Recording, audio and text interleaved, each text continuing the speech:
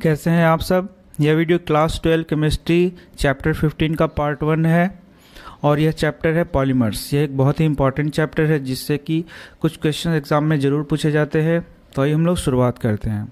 Do you think that daily life would have been easier and colourful without the discovery and varied application of polymers? क्या आप सोच सकते हैं कि यदि पॉलीमर का खोज नहीं हुआ होता, डिस्कवरी नहीं हुआ होता, तो लाइफ हमारा इतना ईजी होता? The use of polymers in the manufacture of plastic buckets, cups and saucers, children toys, packaging bags, synthetic clothing materials, automobiles, tires, gears and seals। तो यहाँ आप देख सकते हैं कि बहुत सारे नाम लिखे गए हैं जो कि हम लोग डेली यूज़ में लाते हैं पॉलीमर के रूप में।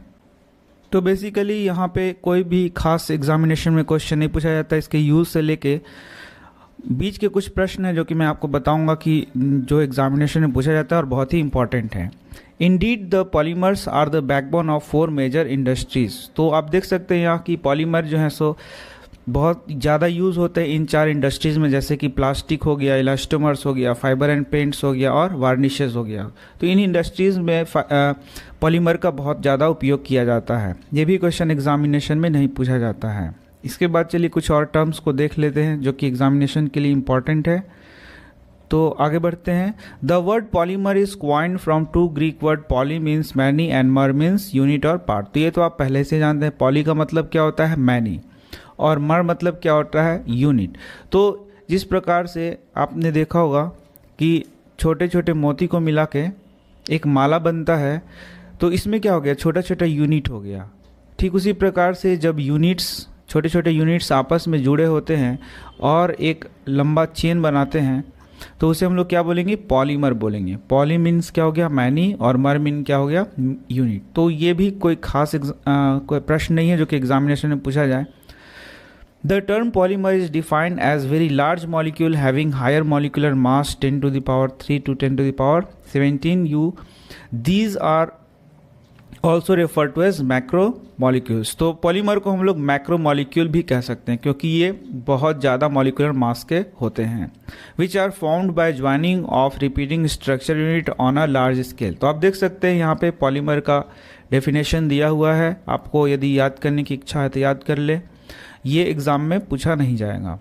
The repeating structure unit are derived from some simple and reactive molecules known as monomer. तो ये तो आपने पहले ही पढ़ लिया कि जो पॉलीमर जो है सो मोनोमर से बने हुए होते हैं। The repeating structural unit are derived from some simple and reactive molecules known as monomers. तो ये तो आपने पहले ही पढ़ लिया। And are linked to each other by covalent bonds. This process of formation of polymer from respective monomers is called polymerization. तो ये भी एक इम्पॉर्टेंट टर्म है।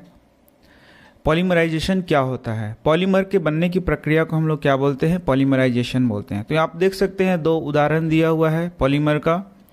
The transformation of ethene to polythene and interaction of hexamethylene diamine and adipic acid leading to the formation of nylon 66। तो आप देख सकते हैं यहाँ पे 2 उदाहरण दिए गए हैं। यह है इथीन, और इथीन ये मोनोमर हो गया, और इस मोनोमर का रिपीटिंग यूनिट जब आपस में मिलता है तो ये बन जाता है पॉलीथीन। तो ये प्रोसेस कैसे होता है, किस प्रकार से इथीन से पॉलीथीन बनता है, ये हम लोग आगे पढ़ेंगे। यहाँ पे बस सिर्फ उदाहरण दिया गया है। यहाँ आप देख सकते हैं एक और उदाहरण दिया गया है। हेक्सामिथिलीन डाइएमीन किससे रिएक्ट करता है? एडिपिक एसिड से, और पॉलीमराइजेशन होकर क्या बनता है? नाइलॉन 66। तो ये आपका सबसे इम्पॉर्टेंट प्रश्न एग्जामिनेशन में पूछा जाता है। पहला तो आपको क्या करना होगा? इसके स्ट्रक्चर को याद कर लेना होगा। इसका स्ट्रक्चर भी कई बार पूछा गया है। और दूसरा, ये एग्जाम्पल बहुत बार एग्जामिनेशन में पूछा जाता है जिसको हम लोग आगे डिस्कस करने वाले हैं। हेक्सामिथिलीन डाइएमीन किससे मिलेगा? एडिपिक एसिड से, और क्या बन जाएगा? नाइलॉन 66। तो ये मोस्ट इंपॉर्टेंट एक प्रश्न हो गया जो कि एग्जाम में आपका पूछा जाएगा यहाँ से, जबकि फर्स्ट पैरा और सेकंड पैरा से कोई भी क्वेश्चन आपको एग्जाम में नहीं पूछा जाएगा। चलिए आगे बढ़ते हैं। पॉलीमराइजेशन एक ऐसा चैप्टर है जिसमें आपको बहुत सारी चीज़ें याद करनी होंगी। इसमें समझना कम है और याद ज़्यादा करना है। तो आप जितना ज़्यादा याद कर सकेंगे उतना अच्छा मार्क्स आपको इस चैप्टर में आता है। चलिए, यह है क्लासिफिकेशन ऑफ पॉलीमर्स। अब क्लासिफिकेशन देख लेते हैं। There are several ways of classification of polymers based on some special consideration. Polymer को अलग अलग क्राइटेरिया के ऊपर अलग अलग तरीका से क्लासीफाई किया जाता है. The following are some of the common classification of polymers. तो आप देख सकते हैं यहाँ कुछ कॉमन क्लासिफिकेशन दिया है, जैसे कि क्लासिफिकेशन बेस्ड ऑन सोर्स के आधार पे पॉलीमर्स का भेद कि पॉलीमर कितने प्रकार के होते हैं. Under this type of classification there are 3 sub categories. तो सोर्स के आधार पे पॉलीमर्स को 3 भागों में हम लोग बांटते हैं. पहला हो गया नेचुरल पॉलीमर, दूसरा हो गया सेमी सिंथेटिक पॉलीमर और तीसरा क्या हो गया, सिंथेटिक पॉलीमर. तो ये जैसे नाम से ही क्लियर है कि नेचुरल पॉलीमर क्या हो गया, जो नेचर में पाया जाएगा. जैसे these polymers are found in plants and animals. Examples are protein, cellulose. Protein जैसा कि नेचुरल प्रोडक्ट है, सेलुलोज जो कि प्लांट में पाया जाता है, स्टार्च है, some of the resin and rubber जो कि प्लांट्स का महत्वपूर्ण प्रोडक्ट होता है. ये सारे क्या है, नेचुरल पॉलीमर है जिनका जो कि नेचर में पाए जाते हैं. तो सबसे पहला जब चैप्टर शुरू हो रहा था तो उसमें एमिनो बहुत सारे लिखा हुआ था कि बहुत सारे एमिनो एसिड आपस में जुड़ते हैं और प्रोटीन का फॉर्मेशन करते हैं, पॉलीपेप्टाइड का फॉर्मेशन करते हैं. प्रोटीन को हम लोग पॉलीपेप्टाइड भी कहते हैं. तो वही बात शुरू में आपने देखा होगा कि लिखा हुआ भी था. Semi synthetic polymers, cellulose derivatives as cellulose acetate, rayon and cellulose nitrate etcetera are usual example for sub categories. तो सेमी सिंथेटिक कौन हो गया, जो नेचुरल और सिंथेटिक के बीच का हो गया, दोनों को मिलाकर. जैसे सेलुलोज एसीटेट, ये क्या हो गया, एक सेमी सिंथेटिक पॉलीमर हो गया. सेलुलोज नाइट्रेट, ये भी क्या हो गया, एक सेमी सिंथेटिक पॉलीमर हो गया. तो आप इसमें सबसे इंपॉर्टेंट इसमें होता है एग्जाम्पल. कभी कभी प्रश्न आएंगे, बहुत सारे ये नाम दिए होंगे और आपको क्लासीफाई करना होगा कि इसको नेचुरल, सेमी सिंथेटिक और सिंथेटिक के रूप में आप इसको क्लासीफाई करिए. तो ये प्रश्न एग्जाम में आ सकता है. सिंथेटिक का उदाहरण है, सिंथेटिक किसे कह रहे हैं, a variety of synthetic polymers जो कि सिंथेसाइज किए जाएंगे, जो कि नेचुरल नहीं है. तो उसका उदाहरण आप देख सकते हैं, प्लास्टिक हो गया, पॉलीथीन जो कि हम लोगों ने पहले पढ़ा, सिंथेटिक नाइलॉन 66 हम लोगों ने पढ़ा. इसके बाद सिंथेटिक रबर हो गया जिसे हम लोग बुनाइस कहते हैं, इसके बारे में भी हम लोग आगे पढ़ेंगे. Are examples of man made polymers extensively used in daily life as well as in industries. तो ये बहुत इंपॉर्टेंट एग्जाम्पल्स हैं जो कि एग्जाम में आपको पूछे जाएंगे. एग्जाम में आपको कभी भी ये नहीं पूछा जाएगा कि उसे क्लासीफाई करें, बल्कि उसमें पूछा जाएगा उदाहरण और उसे आप उसको कैटेगरीज में बांटने को पूछा जाएगा. अब आगे हम लोग पढ़ते हैं classification based on structure of polymers. तो यहाँ आप देख सकते हैं कुछ नाम, जैसे पहला हो गया linear polymers. This polymer consist of long and straight chain. The examples are high density polymers, polyvinyl chloride जो कि आगे हम लोग पढ़ने वाले हैं कि क्या होता है. दीज आर रिप्रेजेंटेड एज, तो ये देखिए लीनियर चेन का फॉर्मेशन करेंगे. ऐसे पॉलीमर जिसमें लीनियर चेन का फॉर्मेशन होगा उसे हम लोग क्या बोलेंगे, लीनियर पॉलीमर्स बोलेंगे. जैसे कि एक उदाहरण है यहाँ पॉलीविनाइल क्लोराइड. इसके बाद है ब्रांच्ड चेन पॉलीमर जिसमें कुछ ब्रांचिंग का फॉर्मेशन होगा. जैसे आप देख सकते हैं यहाँ कुछ ब्रांचिंग बन रहे हैं.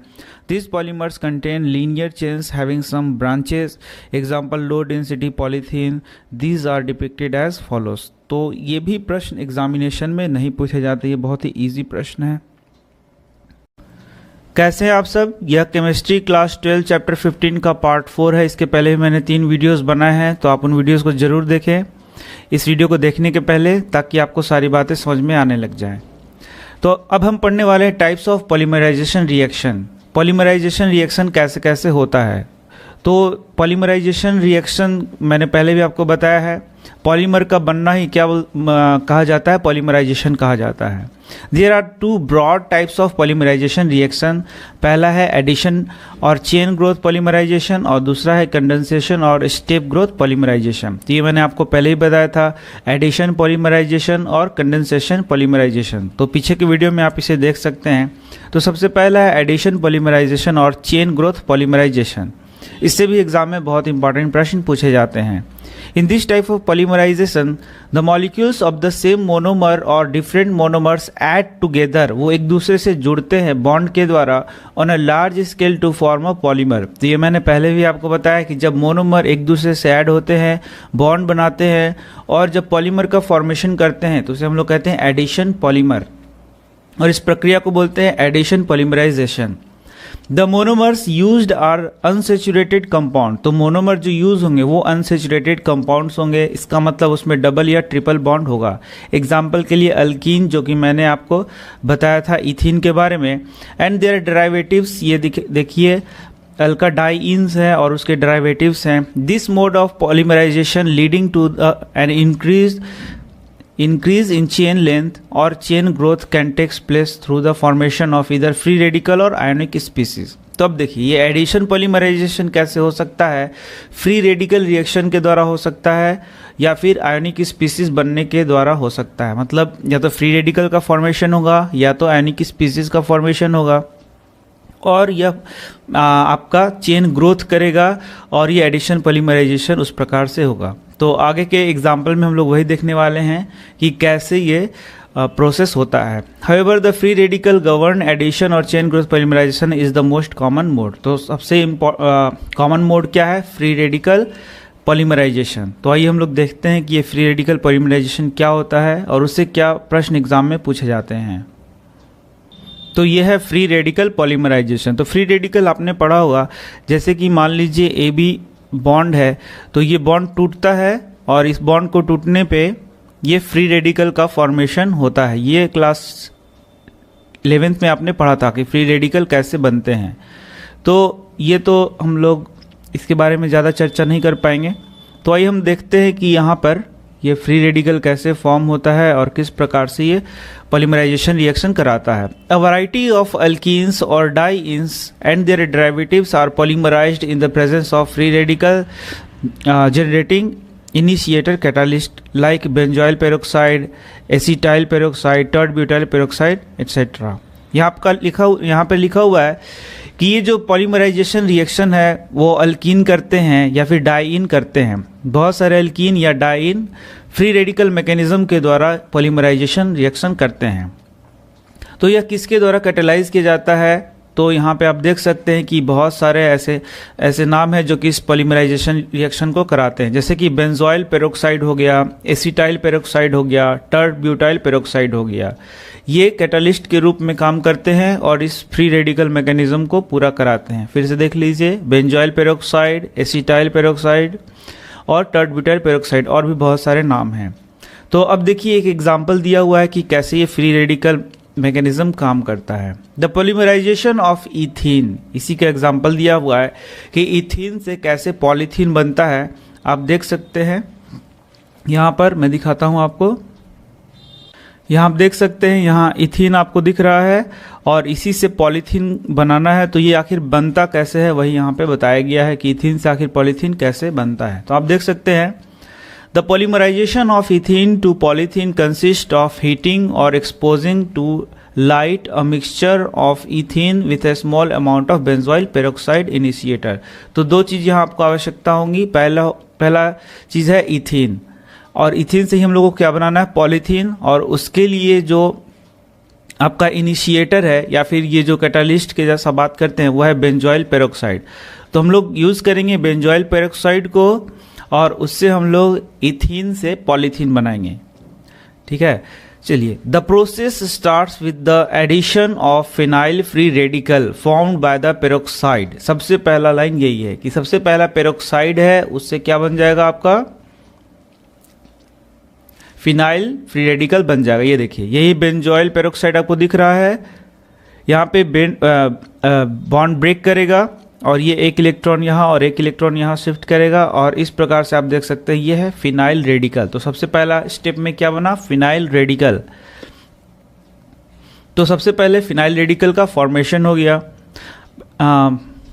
The process start with the addition of phenyl free radical. तो सबसे पहला फिनाइल फ्री रेडिकल बन गया। उसके बाद by the peroxide to ethene double bond, thus generating a new and large free radical. तो सबसे पहले तो बन गया फिनाइल रेडिकल, और ये फिनाइल रेडिकल अब रिएक्ट करेगा आपका इथीन से और ये फ्री रेडिकल का फॉर्मेशन करेगा। तो देखिए यहाँ सबसे पहले आपका फिनाइल रेडिकल बन गया। फिनाइल रेडिकल यहाँ देख सकते हैं आप, इथीन है, इसका डबल बॉन्ड है, इसको ब्रेक करेगा। अब यहाँ आप देख सकते हैं डबल बॉन्ड का सिंगल बॉन्ड बन गया है और ये अब एक नया फ्री रेडिकल बन गया है। अब यह फ्री रेडिकल क्या करेगा? फिर इस पे अटैक करेगा नया इथिन मॉलिक्यूल पे, और ये अब नया चेन को लंबा करेगा या फिर ये चेन को इलोंगेट करेगा। चलिए मैं दिखा देता हूं आपको। ये देखिए, तो ये देखिए आगे ये चेन फिर लंबा हो रहा है, प्रोपागेट हो रहा है, इलोंगेट हो रहा है। तो आप देख सकते हैं यही है सबसे पहला स्टेप जिसे हम लोग कहते हैं चेन इनिशिएशन स्टेप। सबसे पहले फिनाइल रेडिकल बना, वह इथीन मॉलिक्यूल पर अटैक करेगा और इसके बाद यह एक और फ्री रेडिकल का फॉर्मेशन करेगा और इसके बाद यह एक एक करके आगे जुड़ते जाएगा और लंबा चेन बनेगा। तो यहाँ क्लियर देख सकते हैं, this step is called chain initiation step. ये जो पहला स्टेप है इसे हम लोग चेन इनिशिएशन स्टेप कहते हैं। As this radical react with another molecule, अब ये देखिए यह जो रेडिकल बना वो जो दूसरा मॉलिक्यूल है, यहाँ जो देख रहे हैं आप दूसरा मॉलिक्यूल है उस पर अटैक करेगा। Another molecule of ethene another bigger size radical is form, और ये एक लंबा बड़ा रेडिकल का फॉर्मेशन करेगा। इसके बाद ये नया फिर से अटैक करेगा और इस प्रकार से एक लंबा चेन बनते जाएगा। आप यहाँ देख सकते हैं बहुत ही लंबा चेन बना हुआ है। तो इस स्टेप को हम लोग बोलते हैं चेन प्रोपागेशन स्टेप। ये कौन सा स्टेप हो गया? चेन प्रोपागेशन स्टेप हो गया। तो पहला स्टेप है चेन इनिशिएशन, दूसरा क्या है? चेन प्रोपागेशन, और तीसरा स्टेप होता है चेन टर्मिनेशन स्टेप। जब ये बहुत लंबा चेन होता है तो उसके बाद ये फिर आपका पॉलीथीन मॉलिक्यूल का फॉर्मेशन करते हैं। Ultimately at some stages of product radical thus formed react with another radical to form a polymerised product. तो जब ये आप देख लीजिए एक रेडिकल बना, एक लंबा रेडिकल, यही एक लंबा रेडिकल दूसरे लंबे रेडिकल से रिएक्ट करेगा और फिर पॉलीमराइज्ड प्रोडक्ट का फॉर्मेशन करेगा, जो मैं आपको आगे दिखाऊंगा। This step is called as chain termination step. इसे हम लोग कहते हैं चेन टर्मिनेशन स्टेप। तो 3 स्टेप आपने समझ लिया, इनिशिएशन, प्रोपागेशन और तीसरा क्या हो गया? टर्मिनेशन। इस प्रकार से आपने देखा फ्री रेडिकल मैकेनिज्म काम करता है। तो यहाँ आप देख सकते हैं चेन टर्मिनेशन स्टेप को दिखाया गया है। For termination of the long chain this free radical can combine. तो ये जो लंबे लंबे जो फ्री रेडिकल बनते हैं वो आपस में कंबाइन करेंगे in different ways to form polythene. अलग अलग प्रकार से ये जो लंबे लंबे रेडिकल्स बने हैं वो कंबाइन करेंगे और फिर पॉलीथीन का फॉर्मेशन यहाँ पे हो जाएगा। One mode of termination of chain is shown as under. तो इस प्रकार से आप देख सकते हैं यहाँ पे एक लंबा चेन बना है फ्री रेडिकल का, यहाँ भी बना है, और ये दोनों कंबाइन करके यहाँ पे आपका पॉलीथीन का मॉलिक्यूल बनाएंगे। तो ये था आपका फ्री रेडिकल मैकेनिज्म। तो आगे के वीडियो में मैं आगे की टॉपिक्स को डिस्कस करूँगा। मिलते हैं नेक्स्ट वीडियो में। धन्यवाद। कैसे हैं आप सब? यह वीडियो केमिस्ट्री क्लास 12 चैप्टर 15 का पार्ट 5 है। इसके पहले मैंने 4 वीडियोस बनाए हैं, तो आप उन वीडियोस को जरूर देखें। तो अब हम आगे बढ़ते हैं, preparation of some important addition polymers. तो अभी हम लोगों ने जैसे पढ़ा एडिशन पॉलीमराइजेशन कैसे होता है, वो उसका फ्री रेडिकल मैकेनिज्म भी हम लोगों ने पढ़ा। तो एक कुछ एग्जांपल देखते हैं कि इसमें कैसे पॉलीमराइजेशन हो रहा है। तो पॉलीथीन, जो कि मैंने आपको बताया कैसे पॉलीथीन बनता है। There are 2 types of polythene as given below. तो ये एक इम्पॉर्टेंट क्वेश्चन है जो कि एग्जाम में पूछा जाता है, जैसे कि लो डेंसिटी पॉलीथीन और हाई डेंसिटी पॉलीथीन, इसके बारे में एग्जाम में पूछा जाता है। लो डेंसिटी पॉलीथीन ये कैसे बनता है? इट इज ऑब्टेन्ड, यह कैसे प्राप्त किया जाता है, कैसे बनता है? By the polymerisation of ethene. तो जैसे हम लोगों ने पढ़ा है कि पॉलीथीन कैसे बनता है, इथीन के पॉलीमराइजेशन से बनता है। तो इसमें और क्या क्या चीज़ आवश्यकता होती है? तो जैसे सबसे पहले है अंडर हाई प्रेशर, प्रेशर बहुत ज़्यादा होना चाहिए, जैसे कि 1000 to 2000 atmosphere at a temperature of 350 K to 570 K। तो 2 चीज़ हो गए, प्रेशर आपका 1000 से 2000 एटमॉस्फेयर होना चाहिए और साथ ही 350 केल्विन से 750 केल्विन टेम्परेचर होना चाहिए। In the presence of trace of dioxygen, थोड़ा सा ऑक्सीजन की आवश्यकता होगी और साथ में पेरोक्साइड इनिशिएटर कैटालिस्ट के रूप में आवश्यकता होगी। तो ये मैंने आपको बताया था पीछे की वीडियो में। तो इन सारी चीज़ों को यूज़ करके हम लो डेंसिटी पॉलीथीन बना सकते हैं। तो लो डेंसिटी पॉलीथीन, जिसे हम लोग LDP के नाम से भी जानते हैं, obtained through the free radical addition and H atom abstraction. यहाँ देख सकते हैं आप, पहले तो हम लोगों ने ये पढ़ा किसी फ्री रेडिकल मैकेनिज्म के द्वारा बनाया जाता है। एक और टर्म जोड़ा गया है, H atom abstraction has highly branched structure, और ये हाईली ब्रांच्ड स्ट्रक्चर बनता है जिसे हम लोग क्या बोलते हैं, LDP, low density polythene. Low density polythene is chemically inert, ये केमिकली क्या होते हैं, इनर्ट होते हैं, and tough but flexible, tough भी होते हैं बट लेकिन साथ में फ्लेक्सिबल भी होते हैं, and a poor conductor of electricity, और इलेक्ट्रिसिटी के पुअर कंडक्टर होते हैं। Hence it is used in the insulation of electricity carrying wires and manufacture of squeeze bottles, squeeze bottle जो कि हम लोग यूज़ करते हैं उसके बनाने में, टॉयज के बनाने में, फ्लेक्सिबल पाइप के बनाने में जो कि आपके घरों में लगा रहता है, फ्लेक्सिबल पाइप्स, उसमें भी ये एलडीपी पॉलीथीन का यूज़ होता है। इसके बाद आता है हाई डेंसिटी पॉलीथीन जिसे हम लोग कहते हैं HDP. It is formed when addition polymerisation, ये भी एडिशन पॉलीमराइजेशन से ही बनता है और इथीन से ही बनता है, takes place in the hydrocarbon solvent in presence of catalyst such as triethyl aluminium. तो यहाँ पे आप देख सकते हैं ये कैटालिस्ट बदल गया है, यहाँ ट्राई इथाइल एल्युमिनियम का यूज़ हो रहा है, एंड टाइटेनियम टेट्राक्लोराइड, और टाइटेनियम टेट्राक्लोराइड का यूज़ हो रहा है एट ए टेम्परेचर ऑफ 333 के टू 343 के। तो आपने देखा यहाँ कैटालिस्ट बदल गया है, टेम्परेचर बदल गया है, and under the pressure of 6 to 7 atmosphere. तो यहाँ प्रेशर आप देख सकते हैं काफ़ी कम है, और इस प्रकार से हाई डेंसिटी पॉलीथीन का फॉर्मेशन किया जाता है। High density polythene thus produced consist of linear molecules and has high density due to close packing। ये लीनियर मॉलिक्यूल्स हैं और साथ ही इनका डेंसिटी है बहुत हाई होता है क्योंकि बहुत ही क्लोज पैकिंग स्ट्रक्चर बनाते हैं। It is also chemically inert, ये भी केमिकली इनर्ट है। जिस प्रकार से आपने देखा एलडीपी केमिकली इनर्ट है, इस प्रकार से एचडीपी भी केमिकली इनर्ट है।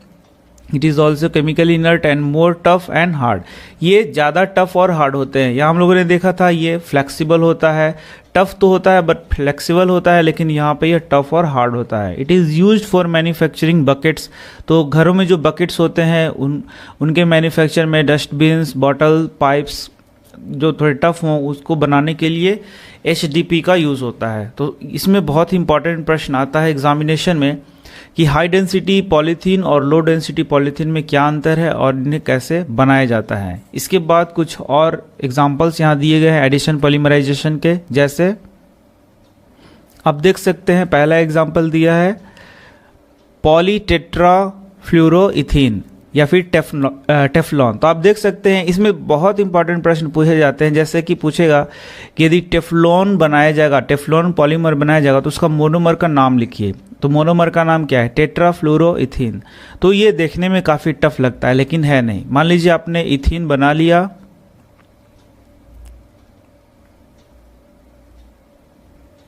और इथीन में से यदि आप इसको H को हटा दें और यहाँ पे आप फ्लोरीन लगा दें, माफ़ करिएगा, ये फ्लोरीन आप लगा दें,